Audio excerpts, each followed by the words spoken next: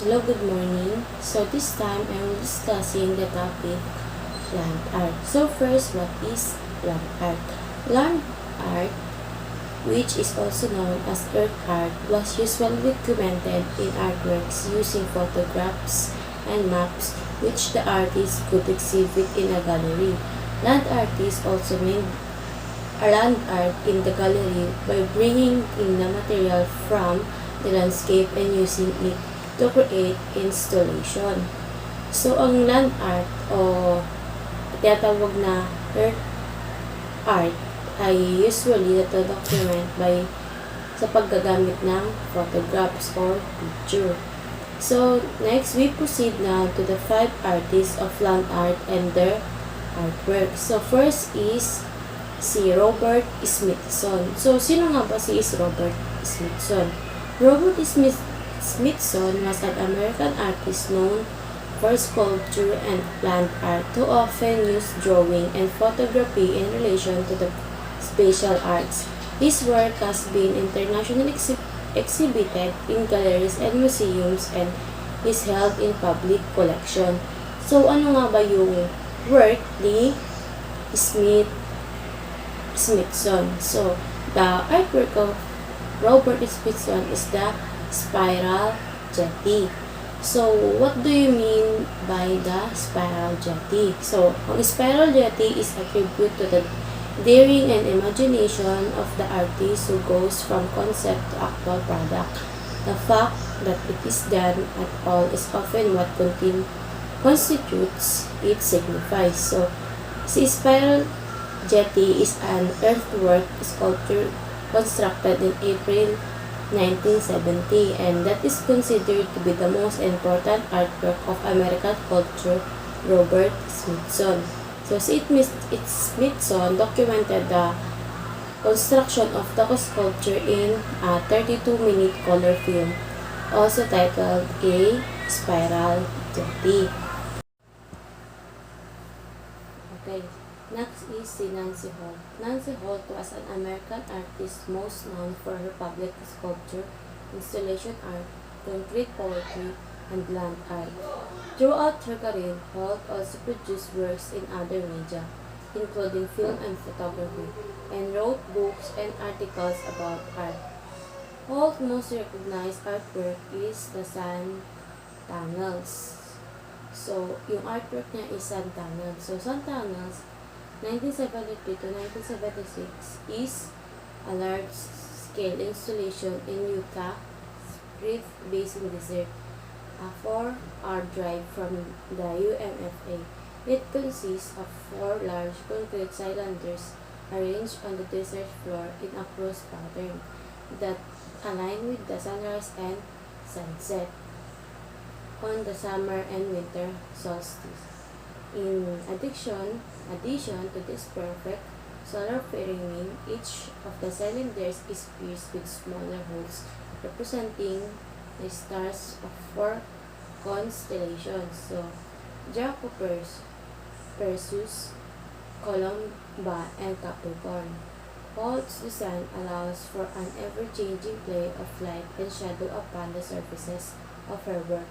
The 4 concrete tubes act as viewfinders framing precise image which in Holt's words bring the vast space of the desert back to the human scale. Okay, now we proceed to Walter de Maria. Walter Joseph de Maria was an American artist, sculptor, illustrator, and composer who lived and worked in New York City. Walter de Maria's artistic practice is connected with minimal art, conceptual art, and land art of 1960s. And the land artwork of Walter de Maria is the lighting field or yung kidlat.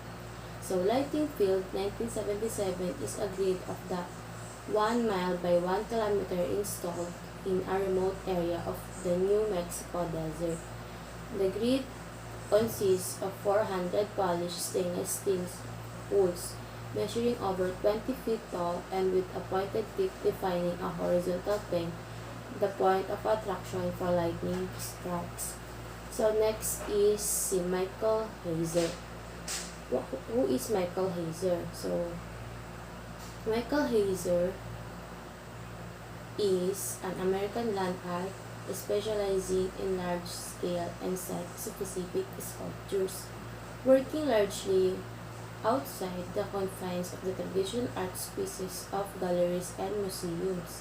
Heiser has redefined sculpture in terms of size, mass, gesture, and process series of shape canvases.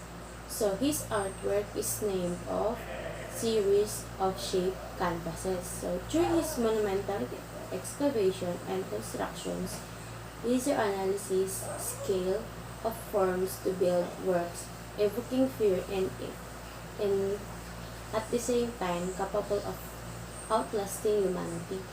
So starting his career with what he called negative painting, a series of shaped canvases, he made his first negative and worked north, east, south, west in the late 1960s. This work consists of a series of geometrically shaped holes dug in the Sierra Nevada desert and represented his first foray into monumental artworks or earthworks. So next is Christo and Jane Claude. So Christo and Jane Claude met in another 1950 when he was commissioned to paint a portrait of her mother, Griselda de Gibelon.